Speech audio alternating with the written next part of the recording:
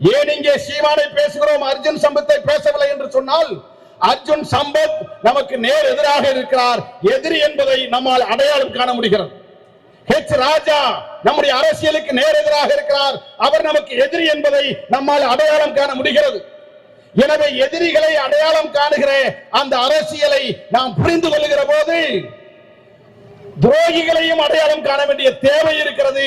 அந்த துரோகிகள் நம்மோட இருக்கிறார்கள், நம்மவர்களாக இருக்கிறார்கள், நாம் பேசுகிற அரசியலை பேசுகிறார்கள்.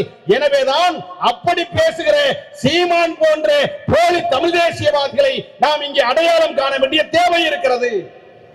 தமிழ் புலிகள் கட்சி 2008ஆம் ஆண்டு உருவாக்கப்பட்டது. அதற்கு பிறகு சீமான் ஒரு இயக்கத்தை உருவாக்குகிறார்கள். சீமான் இயக்கத்தை உருவாக்கி தொடக்க காலத்திலே இருந்து உள்ளே நுழைகிற போது வைத்த அரசியலுக்கும் ஒரு சில ஆண்டுகளுக்கு முன்னால் அவர் வைக்கிற அரசியலுக்கும் எண்ணற்ற வேறுபாடுகள் இருக்கிறது.